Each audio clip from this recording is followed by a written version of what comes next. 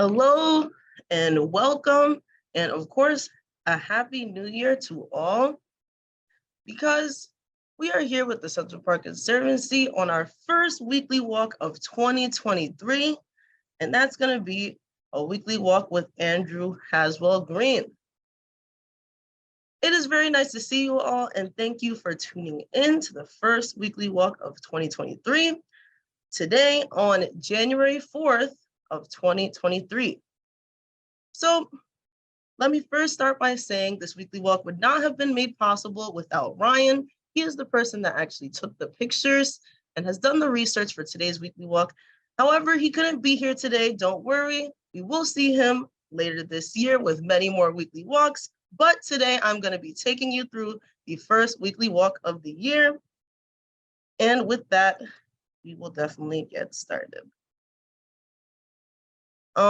As we know, the Central Park Conservancy essentially is here to preserve and celebrate all of Central Park as a sanctuary of the pace and pressures of city life and enhancing the enjoyment and well-being for all.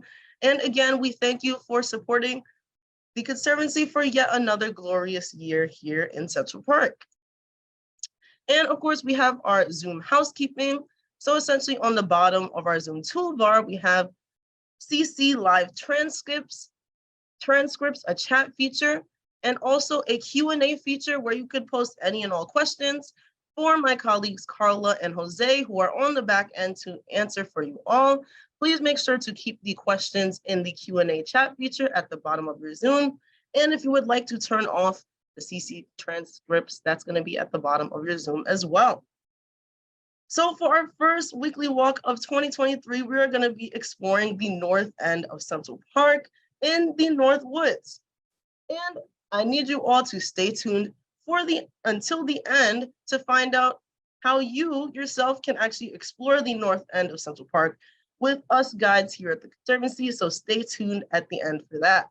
We're going to be starting at East 110th Street, and we will be ending at the Fort Fish site.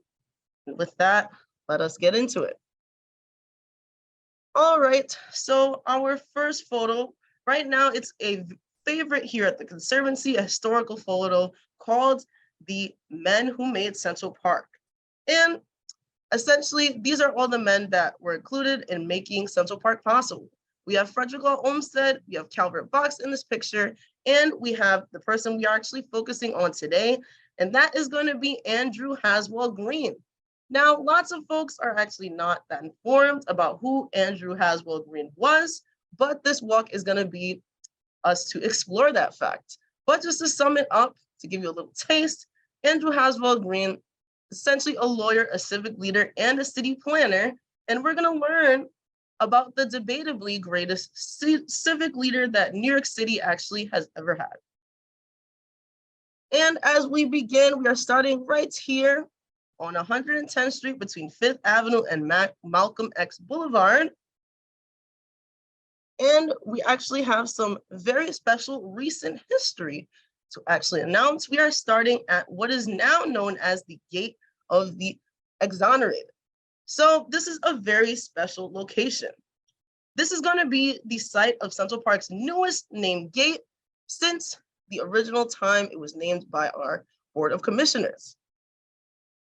So essentially, this is going to be commemorating the people who were formerly known as the Central Park Five, as they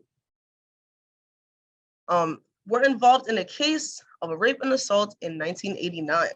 So this gate is dedicated to the wrongful incarcerations of these peoples and towards social justice. This gate's dedication reminds us of the years-long dialogue that has been made possible by the Harlem community leaders, the City of New York, and the Central Park Conservancy. They are all the people responsible for making this gate actually possible. And again, the Gate of the Exonerated represents, formerly known as the Central Park Five, those who have been wrongfully accused. And we had a commemoration for this gate on the anniversary of their exonerated convictions on December 19th of 2022. And of course, if you would like any more information on this new gate, on new history happening here in Central Park, definitely check out our website, Central Park NYC. And right inside the gates is going to be the data center, which you guys should definitely check out right on 110th Street.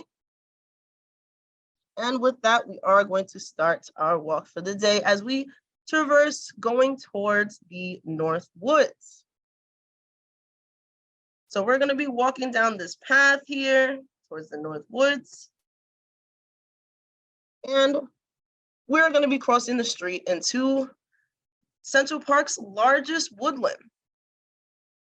All right, so Andrew Haswell Green was very helpful in establishing many things to make New York City what it is today. And one of those things are the streets of New York City. While serving as a city planner, he assisted in the development of New York City. And essentially, he was also helpful in the Commissioner's Plan of 1811. That plan supported many different things, one of them being to order New York City's layout using a grid system, which of course is the system our city streets still use to this day. They adopted rectangular layouts of streets and avenues, giving New York City much needed organization and order moving forward. So we have Andrew Haswell Green to thank for that. And as we go up our magnificent stairs, you're probably wondering why this area is so hilly. So essentially, the original Central Park only went from 59th to 106th Street. But because of this hilly nature that we see, they decided to add from 106th Street to 110th Street. In 1863, they decided to extend it to 110th Street. And that was largely because Andrew Haswell Green actually advocated for that extension. He felt that the visitors entering the park at the north end should be able to enter on a flat area and then look up at those majestic hilly outcroppings that we actually just passed. So Green's reasoning for extending the park beyond was that if the city didn't use this land for the park, they would have actually had to remove all these beautiful rocks and hills that have made Central Park have such character. So instead of just removing and taking away all this original landscape, they decided to just add it to the park. And it made a great addition indeed, because of course, this is one of the only places you could actually hike in the middle of New York City.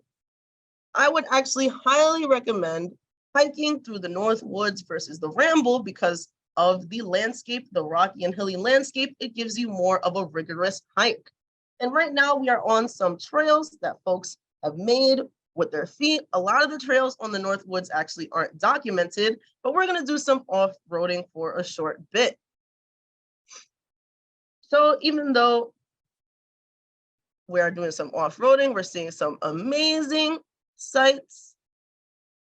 And we are at an interesting site right here. Just to the north, this is a little stream that appears to be a stone wall that retains what used to be a small pool or reservoir. There are many different water bodies in Central Park that were there before Central Park's landscape was made. And here we have a little bit of remnants of that. We can see some water peeking out through this stone wall. So we can safely assume it was formerly a water body, perhaps a small pool or reservoir. It's hard to tell if the remains of this stone wall is from a collecting pool, but one thing is for sure, you'll never know what you'll discover when you are venturing through the North Woods. And we are done with the first leg of our tour, and we're going to continue journeying through the North Woods today. And we're going to be trading in some off-roading to go back on our paved paths we have right here. And we're going to do a little bit more off-roading as we go up these glorious steps made out of Manhattan mica schist, also known as the bedrock of Manhattan. Continuing along our path, our paved path right here. And now we have to decide as we make our descent downhill, which way we should go, right or left.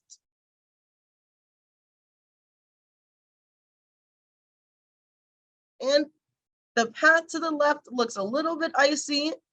Recently, last week and before that, we were having lots of cold weather. So our path is pretty icy. So let's take the other path to the right. It seems like we have made a good choice on taking that path to the right because we would have been met with even more ice on our stairs. So just make sure as you are traversing through Central Park, you do so safely and avoid any areas that look anything at all like this.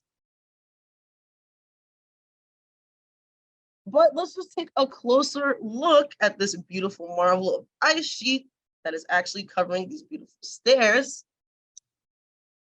But fortunately, it is no longer that cold and that icy or freezy outside. So hopefully next time we visit, we won't have as hard a time traversing the North Woods. But as we get a little bit closer, we're seeing some of those details on how thick exactly this ice is. See, that is actually looking pretty thick. So just know that there's alternative paths that you could take. If you ever see a path that is too icy or too snowy, please do not risk your safety. Always try and find an alternative route. But thanks to our beautiful Central Park Conservancy volunteers always working hard, we make sure that the park stays clean and safe for everyone and any park goer that is coming through the park. This is a picture of our volunteers actually shoveling snow from a nor'easter that we had last year in February. Essentially, we just prioritize the most trafficked and accessible paths when we are removing snow, and the less visited areas and paths being cleared once all the crucial locations are cleared at first. So again, if your path isn't clear just yet, don't worry. We at the Conservancy will get to it. And without the marvelous work of our volunteers, Central Park wouldn't be the same as what we know it now. So shout out to all the volunteers that we have here at the Central Park Conservancy. And with that, we're going to be continuing a little bit downhill, hopefully not encountering any more dangerous ice sheets. And as we go downhill, we marvel at this beautiful waterfall cascade from the water body that is known as the Lock. So essentially, if you are going through the North Woods and you travel along the Lock, we actually have 3 different cascades that you are going to end up seeing. If you travel from east to west along the Lock, you will end up running into all 3 of these beautiful and wondrous cascades. So definitely next time taking a trip to Central Park, take a look out for our water body, the Lock, and these beautiful cascades to marvel at. And we are going to continue along with our walk on this semi-dreary day. I do hear some movement along the paths right beside us. And as we investigate what that movement is, we can actually see that it is a squirrel. So a friendly neighborhood squirrel, of course, as they are one of the many wildlife that makes their home here in Central Park. We would just like to remind you to let wildlife be wild and to never, ever, ever feed the wildlife. And we do have some evidence of that squirrel's home that we heard on the side of our path with some squirrel drays that are up here in the trees. Drays are just nests for squirrels, and essentially they are hard at work right now, busy capturing food so they can be able to hibernate for a couple weeks throughout the winter. And as we pass our squirrel drays, we see one of our marvelous beech trees, a very familiar tree we have here in Central Park. Everyone is probably wondering, why do we still see leaves on these trees as we know it is winter and deciduous trees often do shed their leaves during winter. However, some species of trees do tend to have this interesting characteristic that is called marcescence.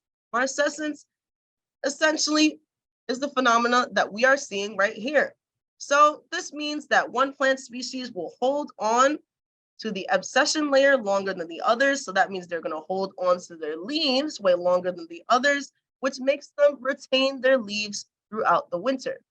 This often occurs in trees or parts of trees that are immature or trees that have not yet formed flowers.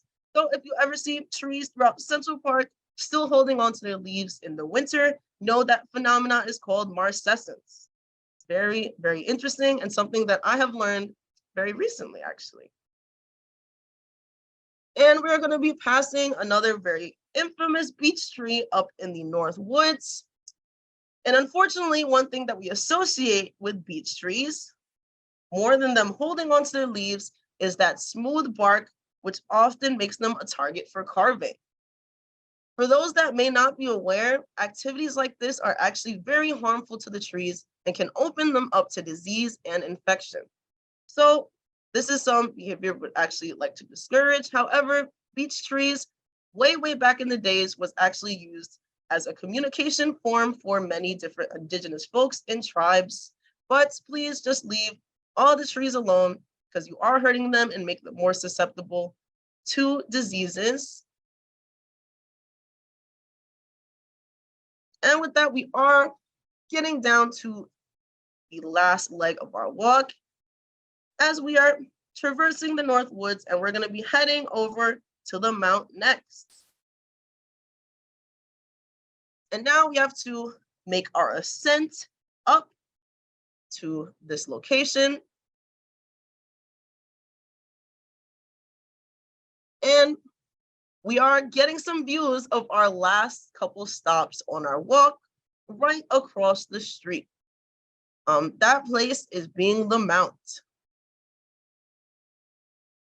So we are currently at the top of the Mount, which of course is something that is very important to the Conservancy and has some very interesting history. So again, right now, what we are looking at is the Mount, who is looking very unassuming, but this is going to be the place that the Central Park Conservancy does their composting. And here, what we are looking at right now are wood piles, wood chips, logs, stones, and many other things essential to composting. This area also serves as a nursery for baby trees beginning their journey here in the park. So we are seeing evidence of that. Here's some baby trees or some logs and just some behind the scenes of the Central Park's composting operation. And here is a plaque commemorating some of that history that would have happened here at the Mount. So there's a lot of rich history that actually happened here at the Mount. And we did in fact have a weekly walk about the Mount not too long ago. So you could definitely check out YouTube at Central Park Conservancy to see any of our previous weekly walks from years past, weeks past. But essentially, we do have a plaque here that commemorates some of that history. This area undergone a lot of change over the years, and at one point, it was supporting a covenant of nuns. And it also became a tavern, a rest stop, and a museum. So this building that was once here had many different uses. The plaque that we can see, it's on the lower lying area that's right between Conservatory Garden and the Mount itself. The plaque shows what the structure might have looked like, this beautiful structure right here, and also what the landscape might have looked like back then as well.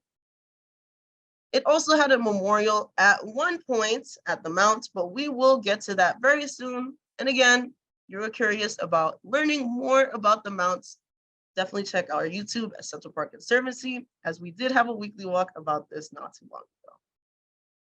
And as we are leaving to our final location, we could actually get a little sneak peek of it right behind these dumpsters. And we are making our final ascent across the street and up the path. So at the top of this hill, we do see a few hidden features. Many who pass through this area don't realize all the military history that this landscape actually holds. So essentially, right now, we're looking at a historical image that is from the War of 1812. This very location was part of a series of fortified locations that were once occupied by the British and the Americans during the Revolutionary War and the War of 1812, respectively. The fort found here was once known as Fort Fish. When it was occupied by American troops, this artist's depiction illustrates what the fort may have exactly looked like. It would have been named Fort Fish after Nicholas Fish, who was the chairman of defense for New York City during the War of 1812. So that is just some of a lot of the history that the north end of Central Park actually holds. Very interesting indeed. And right across from our final site that we're going to look at today, we have these beautiful unassuming rocks, which we can almost imagine some troops from the Revolutionary War or perhaps the War of 1812 sitting around a campfire. But something so beautiful and interesting about these rocks are that the rocks in Central Park are going to be the only thing linking us to the original landscape that was here before Central Park was built. We have so much information on these rocks that are often underappreciated, and we also have a specialty limited time tour that's going to be going on about all the rocks in Central Park. So we have a beautiful limited time only specialty tour that's going to be going on called Central Park Rocks later this month. So if you would like more information about that, and if you would like to participate in a beautiful guided tour about the only original part of Central Park's landscape, definitely check that out in the chat. We have a link for the Central Park's Rocks tour in the chat, and that is actually going to be led by Ryan. So definitely check that out if you can. And consider taking a tour with us on your next visit to Central Park. Again, check out in the chat the link for that specialty limited time only tour, Central Park Rocks. And now we are looking at our last site for the day. Behind us, we can see just a humble bench along the east side of this path. This bench we see here dedicated to none other than Andrew Haswell Green. Some signs of civic display, as civic display is all throughout Central Park in many different forms, and benches is one of the most popular forms of civic display that we have here at Central Park. And we have the star of the show, of course, Andrew Haswell Green, looking ever so dapper here in this photo. Taken in 1898 at Niagara Falls. So Andrew Haswell Green was an unelected official who would gain great support and serve as a city planner. He would be responsible for so many of the incredible features that make New York City what it is today. Like we mentioned before, he is responsible for creating the grid, and he is also responsible for the many institutions that we have here in Central Park. Those institutions being the Museum of Natural History and the Metropolitan Museum of Art, or the Met. So this man right here is responsible for these institutions as well as the Bronx Zoo, the New York Public Library System, and different preservation committees that actually save different landmarks and sites, like for instance, the New York City City Hall demolition. He stopped that from happening. And of course, he was involved with the building of Central Park as well. And these are just a few of his many accomplishments. Known for his frugal and very serious demeanor / leadership style, he would have been often put he would put his own reputation in the line in order to improve the great city of New York. Because back in the day, the things that he was considering and were doing did have some pushback from other people, but without all of the risks that he decided to take and all the innovations that he made, New York City would not be the same as what we have today. So hopefully we learned something about Andrew Haswell Green. So after Green's passing, they had to figure out a way to memorialize his beautiful works. So on November 13th of 1903, a memorial committee formed called the Andrew Haswell Green Memorial Association. And it was just to create a memorial for this amazing civic leader.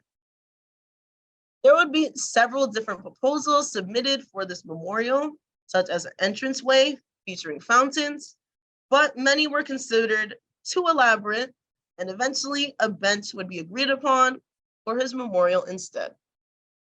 And if we take a closer look at this beautifully made granite bench, we can see that the architectural historian John Vredenburg Van Pelt in 1928 is the actual creator of this structure of the bench. And although the bench is a lovely piece of a memorial, it's not just a bench that is part of Andrew Haswell Green's memorial. There's more to be seen. So if we look closely, right behind the bench, we could see a couple trees sticking up. And many people don't realize that this is also part of Andrew Haswell Green's memorial. They help to symbolize one of Green's most well-known accomplishments, and that is going to be him being the father of Greater New York. So you can see that in the etching in the bench. But essentially, he got this name because prior to 1898, New York City was just Manhattan. But after this time, we'll see land from Richmond County, that now being Staten Island, Westchester County, now being the Bronx, Queensborough County, now being Queens, all being combined with Brooklyn and Manhattan to create the greater New York that we know today. New York having 5 boroughs, we can thank Andrew Haswell Green for that. And while this officially occurred in 1898, Green was actually advocating for all the boroughs to be united to make the greater city of New York as early as 1868. So again, this man was taking lots of risks and making lots of things so that New York City is as great and amazing as it is today. When this bench was erected in 1929, 5 trees were planted to represent each borough of New York City. Here we can see the only photo available from the dedication ceremony in 1929. During a time when this bench was originally located at the Mount, a landscape that we just previously explored. Beyond being located a little bit more east, this bench also had 5 elm trees that were placed behind it. So some of the people that we have here in this photo is going to be, of course, Andrew H. Green Memorial, Taylor Phillips, Willis Hawley, and these are going to be the Board of Commissioners at the time of the bench's commemoration in 1929. So those are the folks that we are looking at currently. Some of the Board of Commissioners in 1929 commemorating and dedicating this bench to Andrew Haswell Green himself. And unfortunately, we did see Dutch elm disease take those beautiful elm trees that were once there. However, when it was moved, the bench was moved to Fort Fish. Instead, what was planted to commemorate the 5 boroughs being reunited would be 5 red maple trees. And those red maple trees we can see right here today. One looking a little bit younger than the rest of the maple trees.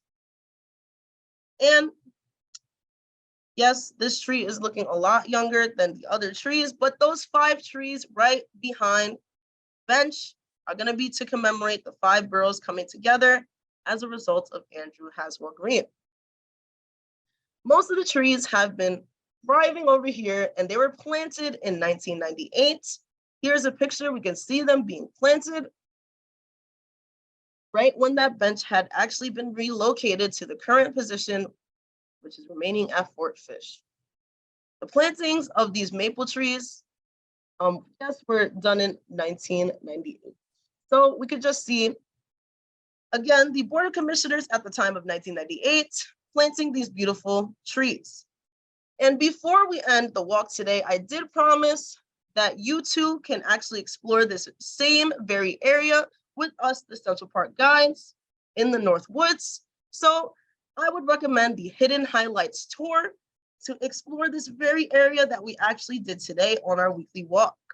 So there will be a link for the Hidden Highlights tour in the chat if you would like to come and take a guided tour with any of us guides here at the Central Park Conservancy.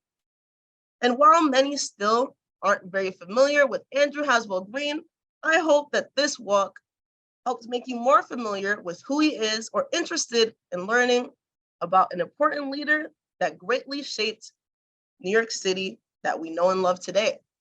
I hope this also helps spark your curiosity in other individuals who may not receive as much fame and respect as they deserve, like perhaps Calvert Vaux and Olmsted. There are many different people who were involved with the creation and the early years of Central Park, and I definitely encourage you all to research and look into things like that yourself to help create future stewards of Central Park and to support us here at the Conservancy. So I would like to thank you all so much for joining us here on our first walk of 2023. We cannot be doing this programming without you, and we always appreciate you coming out and turning out to these weekly walks every single week. And we're gonna have more amazing weekly walks to come in the year of 2023. So I would definitely like to sign off for now and just tell you all to stay safe and be well out there. Goodbye.